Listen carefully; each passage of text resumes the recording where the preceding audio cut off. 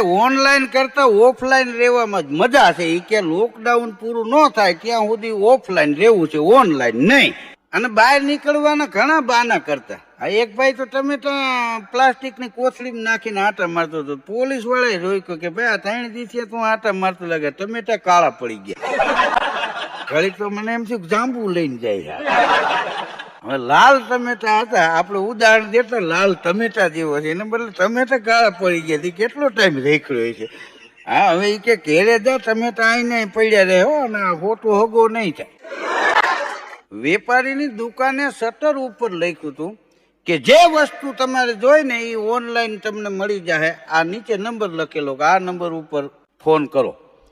એટલે ઓલા માણસે એ શટરમાં નંબર લખ્યા હતા, ફોન કર્યો તો ઉપાડ્યો શેઠે. તો ઓલો કે હું આ તમારી દુકાન સામે ઊભો છું, શટરમાંથી આ નંબર લખેલા શટર ઉપર, એટલે મેં તમને ફોન કર્યો છે કે આ ઓનલાઈન બધું ક્યાં મળી જાય. તો કે શટર ઊંચું કરીને અંદર વયો આવે. હું કે ગરમીનો અહીંયા જ ભૂતો છું.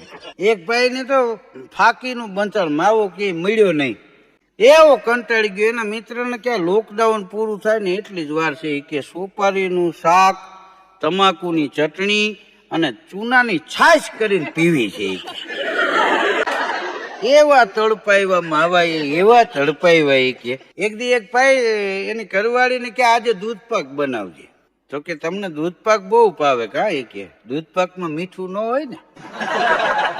તો દૂધ પાક બનાવ્યો તો જમવા બેઠો, 2-3 ઘૂંટડા દૂધ પાક ને ભરીને બેઠો બેઠો કે એ ક્યાં કેવો દૂધ પાક બનાવ્યો, આમાં નકરું દૂધ જ છે, ચોખાના દાણા જ આવતા નથી મોઢામાં. તો એની ઘરવાળી કે સાનું મુનારીઓ માસ્ક તો કાઢો. માસ્ક પહેરેલું ખબડકા મારે. એક દર્દી ડોક્ટર પાસે ગયો દવાખાને. એ કે સાહેબ બેસવામાં બહુ તકલીફ પડે છે. તો ડોક્ટર સાહેબ કે આ લોકડાઉનમાં બહાર નીકળ્યા હતા? તો કે હા, તમને કેમ ખબર પડી ગઈ? ડોક્ટર કે હમણાં આવા કેસ બહુ વધારે આવે છે.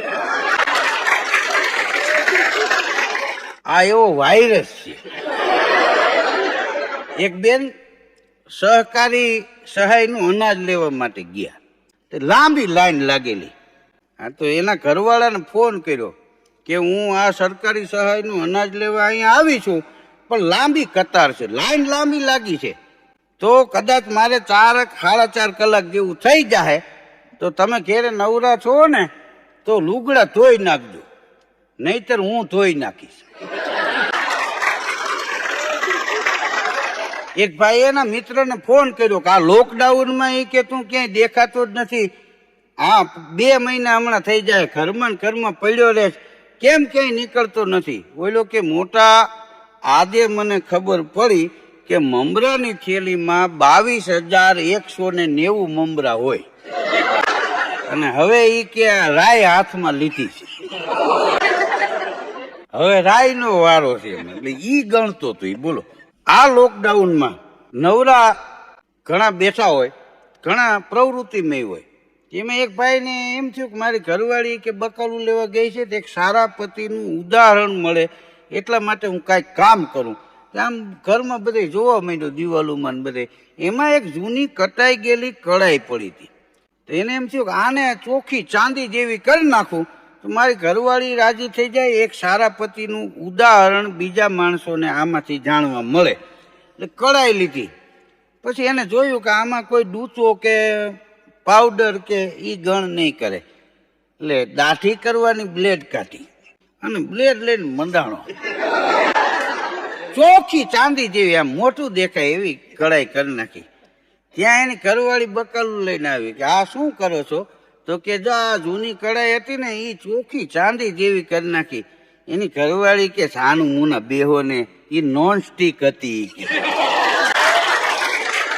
હા, એક છોકરી એની મમ્મીને કહેતી હતી કે હું જરાક આમ ડેલી બહાર જાઉં અંદર આવું તરત તું મમ્મી કહેશ સાબુથી હાથ ધોઈ નાખીને સેનિટાઈઝર લગાડી લે.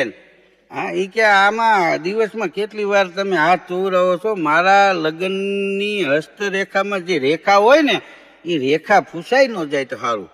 તો એની મમ્મી કે રેખા ફૂસાઈ જશે ને એ પાછી ઉપસી જશે, બાકી હાથ સાફ કરી નાખજે નકર તું જ ભૂહાઈ જાય.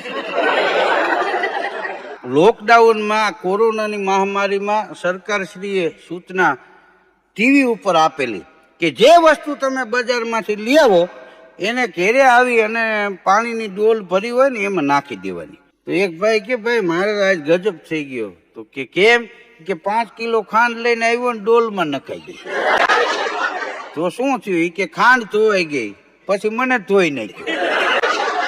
જે વસ્તુ બજારમાંથી લઈ આવો તમે, પછી ચીકુ લઈ આવ્યા હોય, સફરજન લઈ આવ્યા હોય, કેળા લઈ આવ્યા હોય, કે કોથમરી લઈ આવ્યા હોય, કે આદુ લઈ આવ્યા હોય, જે વસ્તુ તમે લઈ આવ્યા હોય એ કે ચોકડીમાં મૂકી દેવી, સાફ કરી અને પછી એને ઉપયોગમાં લેવી. એટલે એક બેને એ કેળા અને ચીકુ ને સફરજન ને એ બધું ત્યાં ચોકડી પાસે મૂકેલું ને એમાં કપડાં ધોવાના હતા, એ કપડાં ત્યાં બાજુમાં રહી ગયા. તો એના ઘરવાળાને એમ થયું કે આ મારે સવારમાં કપડાં ધોવા પડે છે, તો આ વહેલી નીંદર ઉડી ગઈ છે, એટલે બધું વોશિંગ મશીનમાં નાખી દઉં.